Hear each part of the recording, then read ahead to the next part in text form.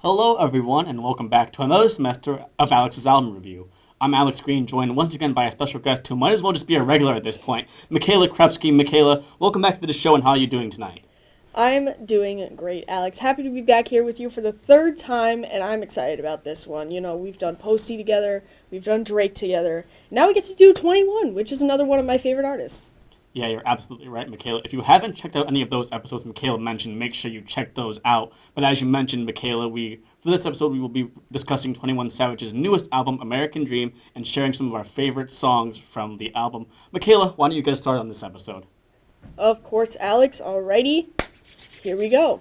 I'll start off with my favorite song off the album, Dangerous, with Lil Durk and Metro Boomin. I'm in the Jeep with the doors off. She in my spot with the clothes off. Shot to the face, he dozed off. Spent that block and we rode off. Oh, you want to speak on CJ? I'ma come knock your bros off. Run around like you stepping on. I love the bass boost, and the background vocals are super catchy, and the key that it's in really gives off like an intense sort of vibe. Like, I feel like I'm in a music video whenever I listen to the song, and the clean transition from this song into Nana really puts the icing on the cake for me on this one. So Dangerous, one of multiple songs produced by Metro Boomin on this album. Lil Durk and 21, I think, fed off each other really well in the song, and Metro did a great job of just making a simple verse that 21 and Durk just kind of shine on with their individual styles. Oh, absolutely. Metro Boomin did really good on this album. There were multiple songs that he produced, and they all came out really good. Absolutely. Speaking of Nina, that is one of my favorite songs from the album. I took a ballerina down to the ball dance. Met a couple ball players, found a ball stance.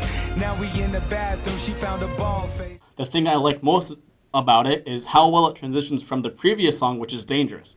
Like Dangerous, Nina also has a fire beat that is produced by Metro Boomin, and I like how simple the beat is. The hi-hats and 808 really carry it, and those are usually my favorite parts of a rap beat. So I like how pronounced they are throughout the song.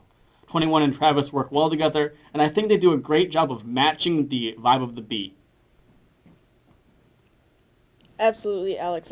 Like I said, the transition is so smooth, and every time I listen to Dangerous, I always forget that it's such a smooth transition, and then I'm just sitting there like, ooh, okay.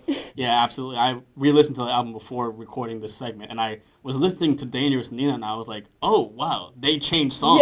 Yeah. You kind of hear it when Travis's part comes in, but before that, you can't really tell at all that there's no new song starting, so that's really cool. Mm-hmm. So another song that I've been playing on repeat is Red Rum. Want it all, I won't leave a breadcrumb. What I thought I said some. Thought I said some. G-Block, all we know is red rum, red rum, red rum, red rum, red rum. See, I was trying to figure out the language of the song sampled at the beginning, which I found out is Serenata do Adieu.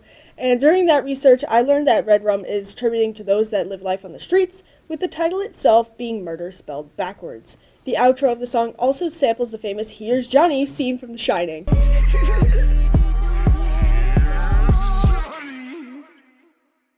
Personally, I really like this song because of the heavy beat and the catchy chorus, and how the Serenata do Adieu sample continues throughout the song, acting as backup vocals. Yeah, backup vocals on songs is kind of something that's taken off recently. I feel like it started with The Future and Wait For You, that song from his album. Red One, I think the best song on the album, honestly, so I'm really glad you chose that song. The beat is really good. 21's continuous saying of the song title Red Rum throughout the song is just super catchy, and like you said, the background vocals work really well on the song, Oh, Mikayla. yeah, absolutely. So another song that I really like is Sneaky. Every time we link, it be sneaky. I'm out clean, squeaky. Buy a new Chanel, I'm talking weekly. I could tell she going by how she greet me. In my opinion, this is a classic 21 Savage song with a simple beat that is really carried by the hi-hats and 808. I also like the synth lead that can be heard in the background of the beat throughout the song. And while I don't think 21's delivery or verses are anything special, they do a good job of matching the mellow vibe the beat provides. I'm also a big fan of the ad-libs that are used throughout the verses. They are super catchy and work well with 21's flow and delivery. I have to full-fledged agree with this one. I love this song off the album. Honestly, that would have been my third choice if we had chosen 3 songs. I really like the background vocals as well. It really keeps a catchy beat going throughout the whole song.